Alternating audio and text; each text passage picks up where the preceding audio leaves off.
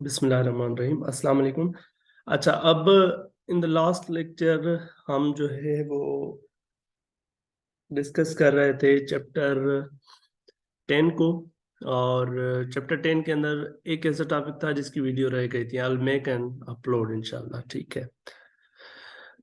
तो let me quickly recall और उसके बाद हम चैप्टर 11 पर चलते हैं। तो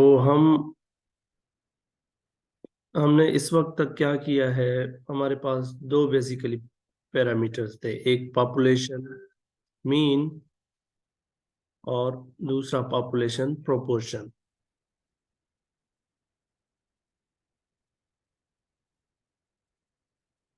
ये हमारे पास दो पैरामीटर्स थे पॉपुलेशन के। और चैप्टर 7 के अंदर हमने इनके पॉइंट एस्टिमेटर्स चेक किए थे, क्या होते हैं point estimators and sampling distributions किस तरह से फाइंड की जाती हैं, हमने वो पहले की है। Sampling distribution of point estimators यानी एक्स बार और पी बार। और for these two like parameters chapter 8 के अंदर हमने इनका इंटरवल एस्टिमेशन देखी थी। For these two interval estimation यानी हम किस तरह से जो है वो कॉन्फिडेंस इंटरवल बना सकते हैं in order to predict something about them. और चैप्टर 9 के अंदर फिर हमने फॉर दीज टू चैप्टर 9 के अंदर हमने यानी bigger picture of the chapter 9 उसमें हमने ये कहा कि फॉर दीज टू यानी ये जो दो पॉपुलेशन के पैरामीटर्स हैं, इनके लिए हाइपोथेसिस टेस्टिंग कैसे होगी। Hypothesis testing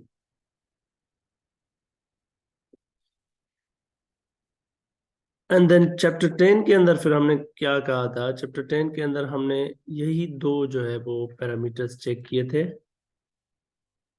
these two parameters। But यहाँ जो चैप्टर 10 था हमारा, वहां पर हमारे पास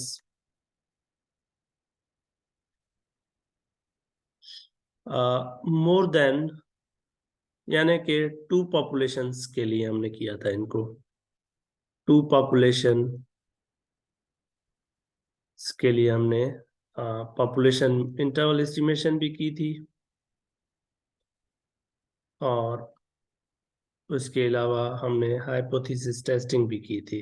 इन particular difference of the mean यानी एक्स बार 1 बार माइनस एक्स 2 बार ये, और दूसरा हमने P1 बार माइनस P2 बार, इनकी जो है वो इंटरवल एस्टिमेशन और हाइपोथेसिस टेस्टिंग की थी till chapter 10। Now we have got something in front of us, और वो ये है कि हम जो है वो अब हमारे पास एक और पैरामीटर होता है, if you remember population parameters के अंदर हमारे पास जो चैप्टर 11 के अंदर हम डिस्कस करेंगे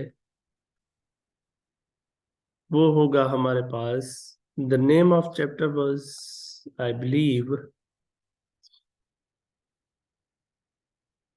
its inferences about population variance। Inferences about population variance। Population variance क्या होती है, जिसको आप सिग्मा स्क्वायर से रिप्रेजेंट करते हैं। अब हम ये देखना चाह रहे हैं कि हमारे पास जो पॉपुलेशन वेरिएंस है यानी सिग्मा स्क्वायर है, इसके लिए इंटरवल एस्टिमेशन कैसे होगी, और इनके लिए यानी सिग्मा स्क्वायर के लिए हाइपोथेसिस टेस्टिंग कैसे होगी। तो इससे पहले ये थोड़ा सा हम मोटिवेशन के लिए देख सकते हैं कि क्या वाकई जो पॉपुलेशन वेरिएंस है वो has it got some importance, क्या इसकी कोई इम्पोर्टेंस है भी हम अगर करें तो। The answer comes yes. अगर मिसाल के तौर पर आप मैन्युफैक्चरिंग कंपनी के अंदर हैं और आप प्रोसेस कर रहे हैं, जहां पर आप फिलिंग का कोई प्रोसेस कर रहे हैं, आप कंटेनर फिल कर रहे हैं, या आप जो है वो कोल्ड ड्रिंक्स जो है उनको आप फिलिंग कर रहे हैं उनकी, या आप कोई भी लिक्विड है, या may be not liquid, may be something that you are filling into the containers. अब मसला ये है कि जब आप वो फिल कर रहे होंगे, आपने फिक्स कर दिया है कि फिलिंग प्रोसेस के अंदर आपने फिक्स किया है, फॉर एग्जांपल आप कहते हैं कि 10 ounces let's say as a weight पर कंटेनर, आपको ये मेक श्योर करना है।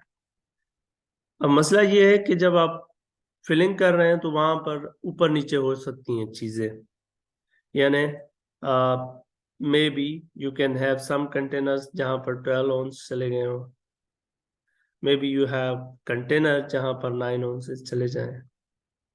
सो इसका मतलब है कि ये एग्जैक्टली जो 10 ounces पर कंटेनर आप चाह रहे हैं, it's not necessary that you have that. So वहां पर आपका जो प्रोसेस है, यू विश कि आपकी ये जो पॉपुलेशन वेरिएंस है, यानी कि जो डेटा से डेविएशन हो रही है, यानी मीन से जो ऊपर नीचे चीजें जा रही हैं, यू विश के इसको आप कंट्रोल कर लें, और ये कम से कम होनी चाहिए। वेरिएंस जितनी कम होगी उतना आपका डेटा जो है वो क्लोज होगा आपके जो रिक्वायर्ड एवरेज है, यानी कि 10 ounces पर कंटेनर।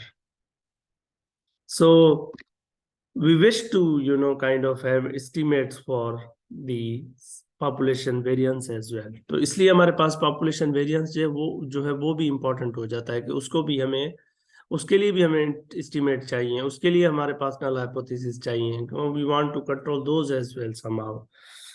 सो लेट्स स्टार्ट के किस तरह से जो है वो हम इंटरवल एस्टिमेशन करेंगे फॉर पॉपुलेशन वेरिएंस, और हम जो है किस तरीके से जो है हाइपोथेसिस टेस्टिंग करेंगे for the population variance.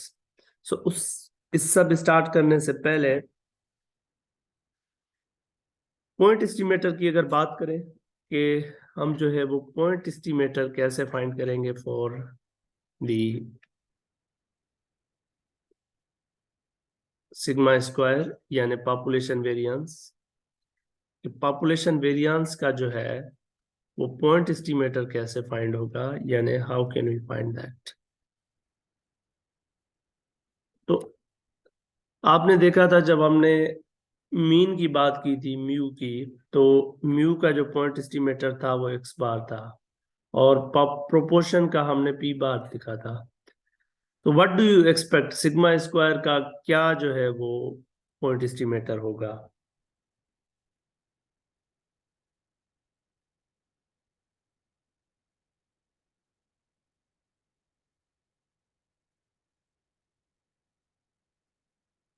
It's going to be sample variance.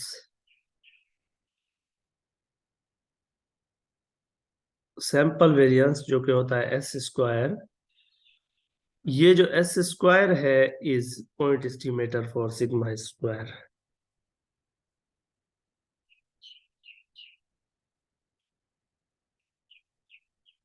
और एस स्क्वायर का फार्मूला आपके पास जब भी डेटा होगी तो आप उसको फाइंड कर सकते हैं।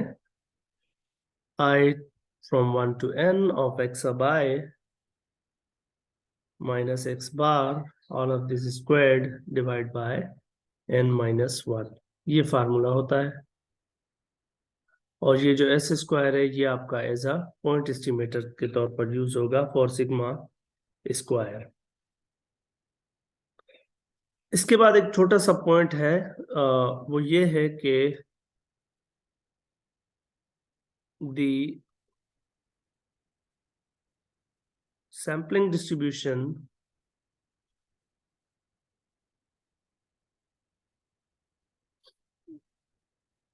एक पर्टिकुलर क्वांटिटी की सैम्पलिंग डिस्ट्रीब्यूशन की बात करते हैं।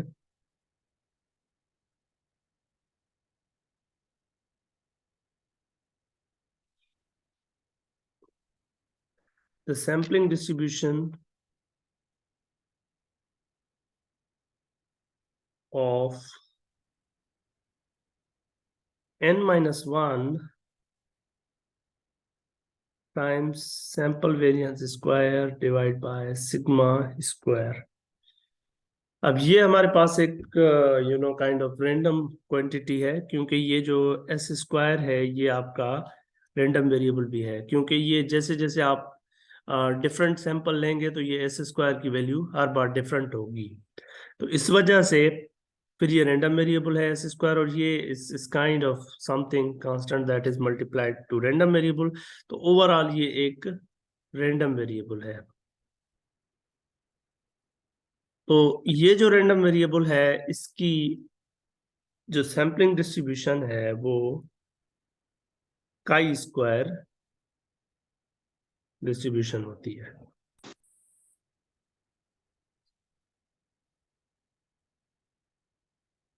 अगर इसमें ये कंडीशन होगी, अगर n sample of size n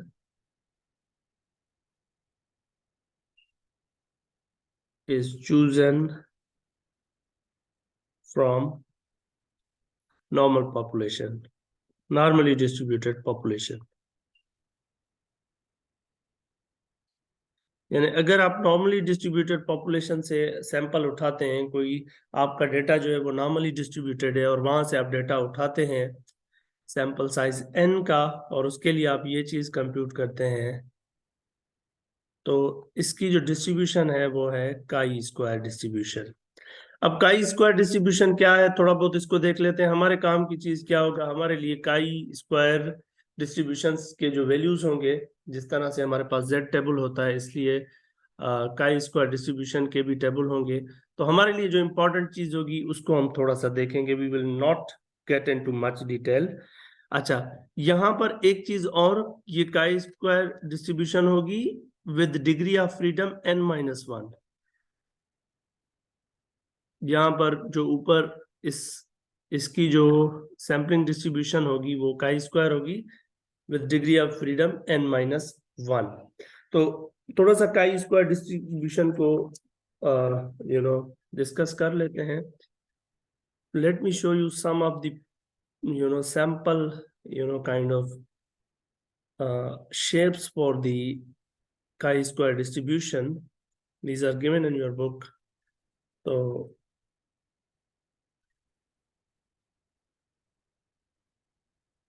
here you go. जी, आप देख सकते हैं कि जब आपका 2 डिग्रीज ऑफ फ्रीडम है तो आपके पास जो काई स्क्वायर डिस्ट्रीब्यूशन की शेप है वो इस तरह से है, और आपके पास जब 5 डिग्रीज ऑफ फ्रीडम है तो आपकी शेप जो है वो इस तरीके से है, और फिर आपके पास जब आपकी 10 डिग्रीज ऑफ फ्रीडम है तो आपका काई स्क्वायर डिस्ट्रीब्यूशन का जो शेप है वो इस तरह से होगा। And somehow it's kind of intuitive कि आप जैसे n को बढ़ाते जाएंगे तो it is somehow going to look like normal distribution।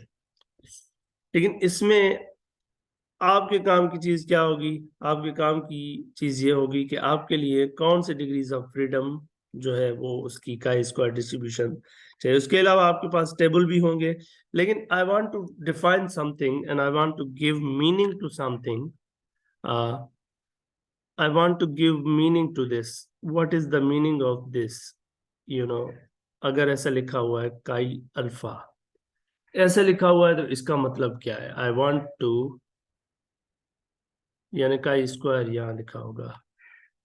अब काई स्क्वायर इस तरह से अगर लिखा हुआ है तो इसका मतलब क्या है? What is the meaning of this? या फॉर एग्जांपल ऐसे लिखा हुआ है काई स्क्वायर ऑफ, यहाँ पर कुछ लिखा हुआ है 0.025, इसका क्या मतलब है? What is the meaning of this? So let's discuss कि इसका मतलब क्या होगा। तो इसका मतलब ये होगा कि जिस तरीके से आपको अगर याद हो, I'll go back a bit for the Z table, Z distribution, वहां से थोड़ा इसको कंपेयर करते हैं और देखते हैं एनालॉगसली। अगर आप Z डिस्ट्रीब्यूशन को याद करें तो आप Z अल्फा का क्या मतलब होता है, इफ आई आस्क यू?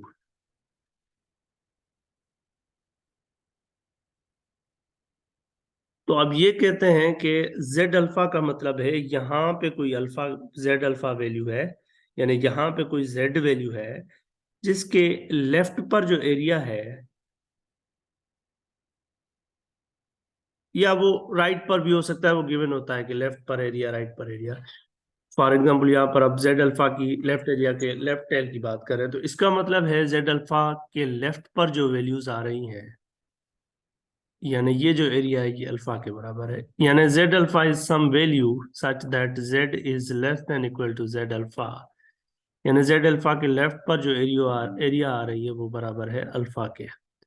इसी हिसाब से आप टी डिस्ट्रीब्यूशन के अंदर भी आप टी अल्फा का मतलब भी इस तरह से आप देखते हैं कि उसका मतलब भी कि एक ऐसी वैल्यू जिसके लेफ्ट पर एरिया जो है वो अल्फा के बराबर है, या मे भी उसके राइट पे एरिया जो है वो अल्फा के बराबर है, वो गिवन होता है टेबल के हिसाब से। लेकिन मोस्टली हम जो टेबल की बात कर रहे होते हैं तो हम लेफ्ट यूज कर रहे होते हैं स्टैंडर्ड नॉर्मल के अंदर।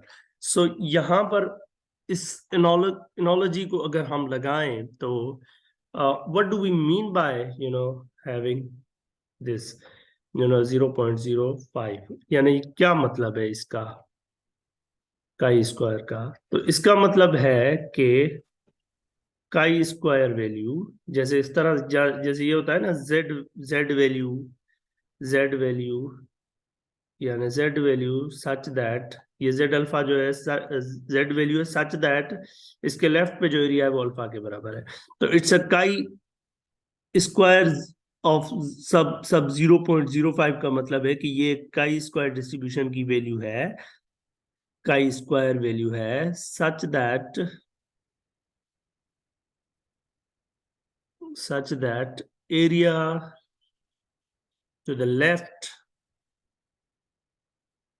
ऑफ दिस वैल्यू, यानी वो सॉरी राइट राइट राइट का है, right of this 0.05 square is equal to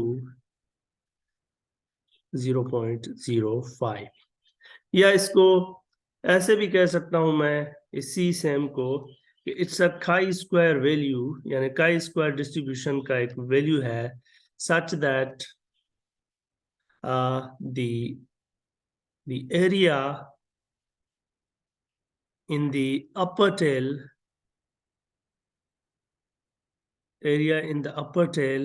of chi-square 0.05 is 0.05।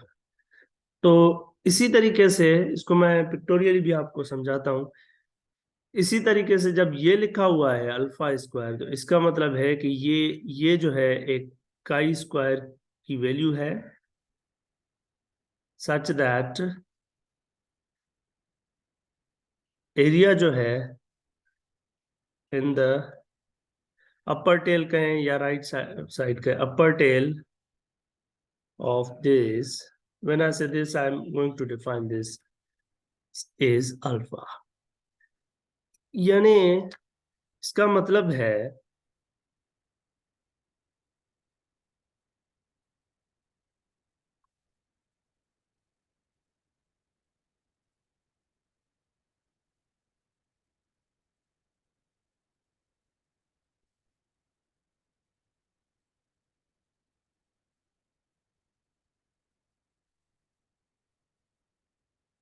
Let's say ये जो वैल्यू है इसको मैं यहां पर कहीं रिप्रेजेंट करता हूं यहां पर।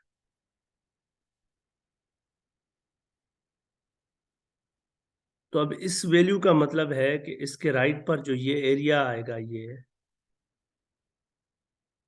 ये अल्फा के बराबर है, यानी आप कह सकते हैं कि probability of chi distribution square greater than equal to chi alpha square is basically alpha, यानी ये अल्फा एरिया के लिए जो काई वैल्यू आएगी वो है, यानी अल्फा राइट में अगर मैं अल्फा एरिया सेलेक्ट कर दूं तो इसके लिए जो यहां पर वैल्यू आएगी that will be my chi square alpha, इसको नाम दे दूंगा। और इसी तरीके से अगर आप इसको आगे भी ले आ सकते हैं, लाजमी नहीं है, somehow I don't know, I have a very crazy, for example यहां से इस साइड पे मैं एरिया फाइंड करना चाह रहा हूँ, ठीक है, जो भी एरिया आता है we don't care. I want to find this area. अच्छा, मैं ये प्रोवाइड करता हूँ कि ये एरिया जो है ये मुझे पता है और ये अल्फा के बराबर है। तो मुझे ये फाइंड करना है कि यहाँ पर वैल्यू क्या है जिसके राइट पर ये एरिया जो है अल्फा के बराबर है। तो यहाँ पर ये जो वैल्यू है that will be my chi square alpha. यानी ये जो काई स्क्वायर अल्फा है इसका मतलब है कि ये काई डिस्ट्रीब्यूशन की वो वैल्यू है जिसके राइट पर एरिया जो है वो अल्फा के बराबर है। और अगर ये अल्फा फॉर एग्जांपल ये एरिया जो है वो 0.7 है फॉर एग्जांपल, तो यहाँ पर कुछ वैल्यू आएगी, I don't know what ever the values. तो इस केस में इस 0.7 का मतलब है कि ये वो वैल्यू है जिसके, यानी ये काई स्क्वायर ऑफ 0.7 वो वैल्यू है काई स्क्वायर की जिसके राइट पर एरिया जो है वो 0.7 के बराबर है। यानी ये प्रोबेबिलिटी जो है इसके राइट पर होने की काई वैल्यू की वो 0.7 है। अब इस ये वैल्यू किसके बराबर होगी ये हमें टेबल से मिलेगा, यानी टेबल से हमें पता चलेगा कि ये क्या वैल्यू है काई स्क्वायर सब अल्फा की जिसके राइट पर एरिया जो है वो अल्फा के बराबर है या 0.7 के बराबर है। Now I'll make a little more, conversation about this chi distribution, and then we will move towards the interval estimation. अब जो है वो I want to make it specific, specific किसी वैल्यू के लिए इसको करते हैं। Okay, so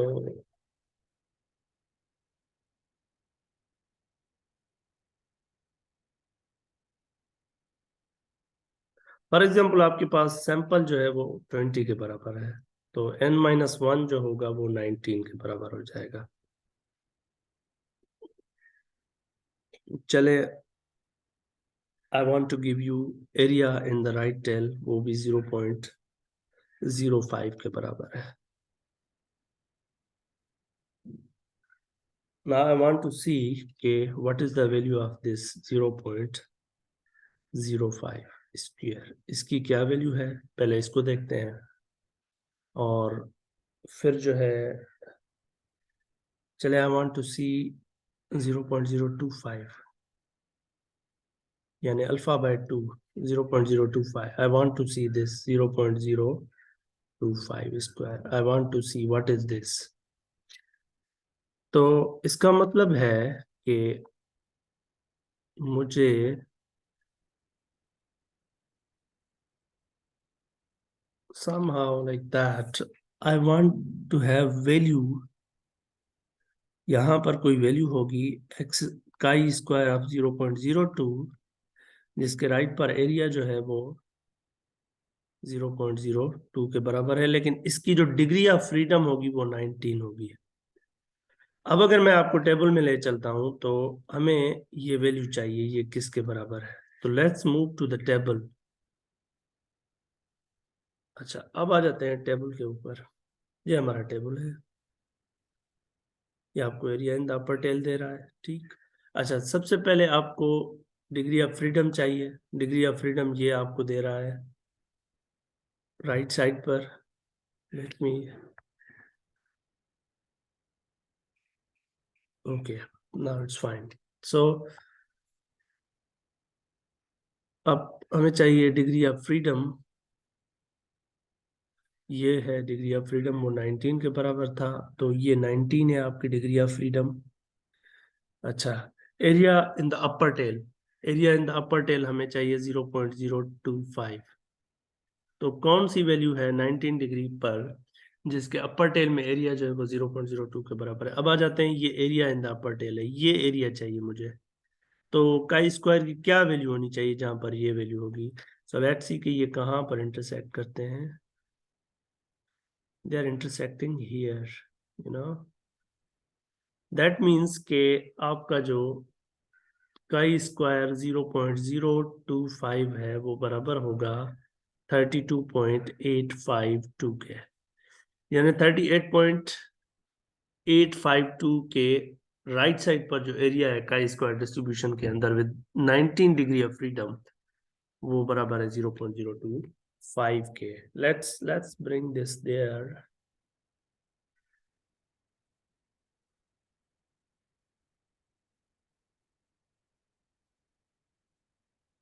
ओके,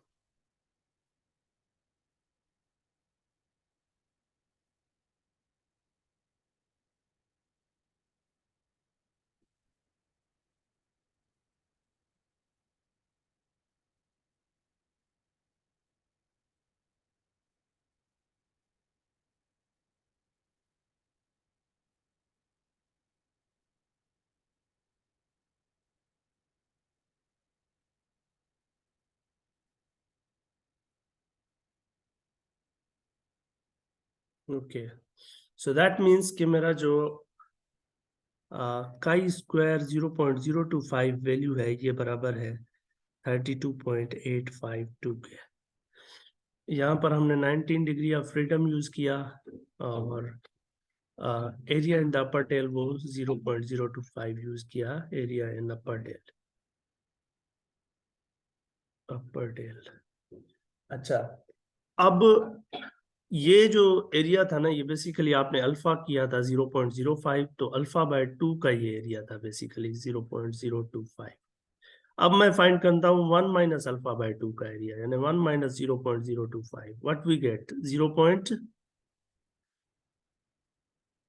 1 माइनस 0.025 किसके बराबर है?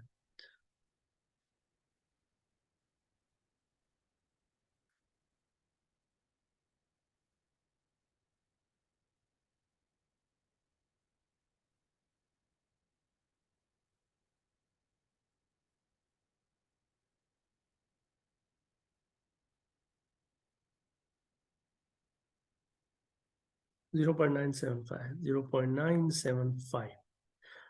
Now I want to find out this value, chi square sub 0.975.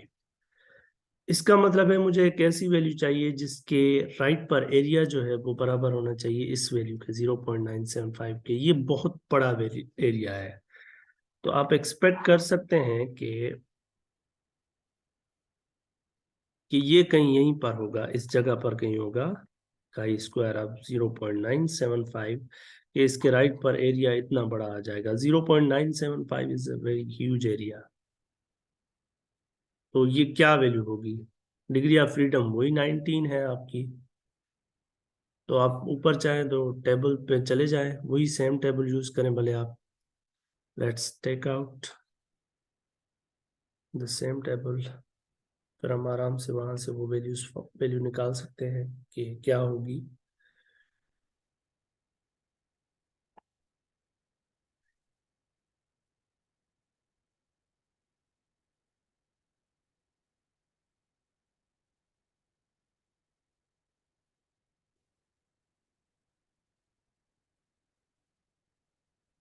You see, ये 19 डिग्री ऑफ फ्रीडम है और हमें एरिया चाहिए 0.975 स्क्वायर राइट साइड पर। तो 0.975 ये पड़ा हुआ है, तो you can see that this is the value of the chi-square 0.975, which is 8.907। यानी ये जो 8.907 है ये आपका यहाँ पर होगा, इस जगह पर। इस जगह पर जो वैल्यू है वो है 8.907।